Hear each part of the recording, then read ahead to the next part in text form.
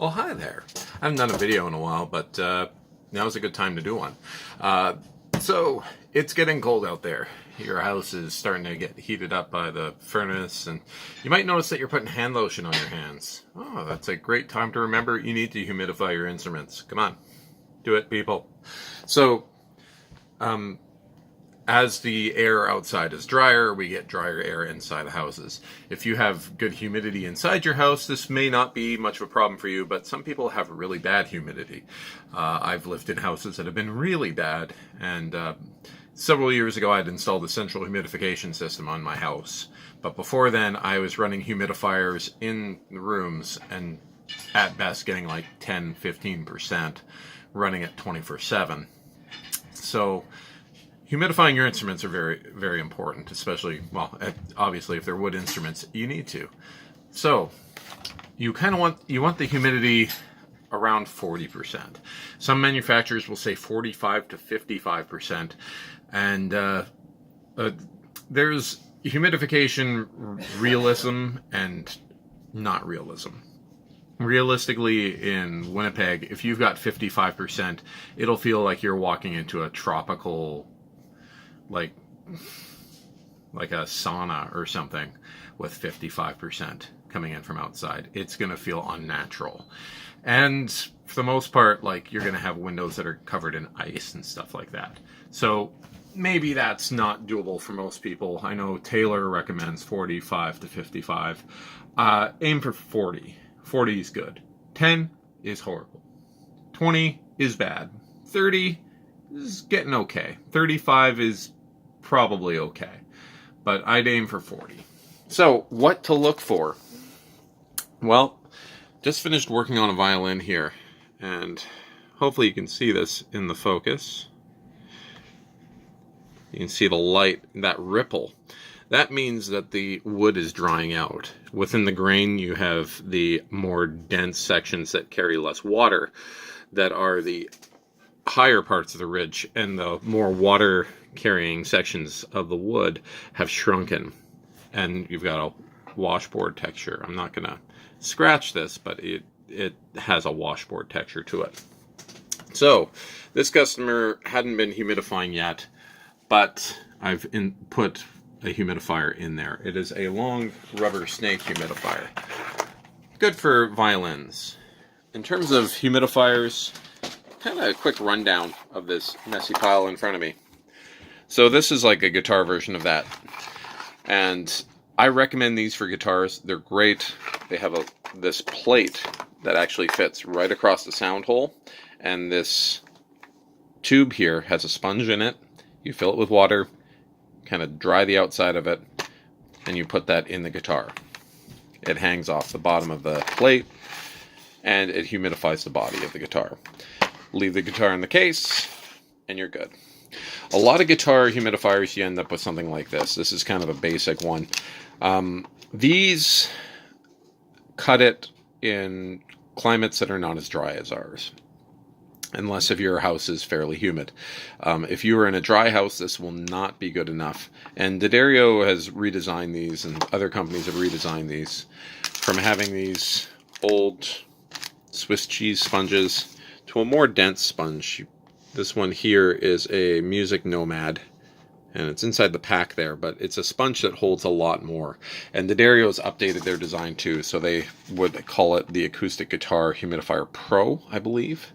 And that would be more of my recommendation, unless if you've got a little bit of humidity inside the house.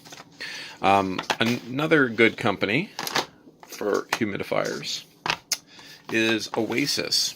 So they have a couple different ways these mount in here. I've got a ukulele one, a case humidifier, and a guitar humidifier. And it is a tube filled with like a gel that you can refill and goes inside the instrument. For the ukulele one, it's got a clip that holds it parallel to the top. For the guitar one, it's got a clip that holds it perpendicular to the top off the strings. And these work quite well, and they're refillable. The case humidifier, you've got a clip, it's got a magnet. Oh, here we go. Filled, ready for refill. And it mounts on the inside of the case, whether you use the clip or whether you use the magnet that's built into it and just install a little strip of metal. It comes with that, so it's actually a neat system of, if there isn't a spot to put the clip, there's just a spot to glue the strip in that the magnet inside the tube will catch on. And these are good, and especially for a guitar, you want to humidify the body, and adding to the case is good. There are other types of case humidifiers as well. So you may end up in a situation where you may need to run 2 humidifiers, and you also may want to keep an eye on the humidity. You can get hygrometers from companies like D'Addario and Music Nomad, or a cheap hygrometer, and you can put it in your case. Sometimes you'll see a violin case where they'll have it like mounted here in between the bows, or an extra spot over here. And hygrometers are great because you kind of need to keep an eye on humidity. And if you don't have a hygrometer in there that's telling you the relative humidity of it, you don't know until it could be too late. Now, if we look back over at this violin here, this top here is in a situation where it could very easily crack. And you get the vertical cracks that happen when that happens. Another issue, so this is softwood, it's not a dense grain, but going into fingerboards, you get the ebony or rosewood and the necks of maple there, and you can get warping.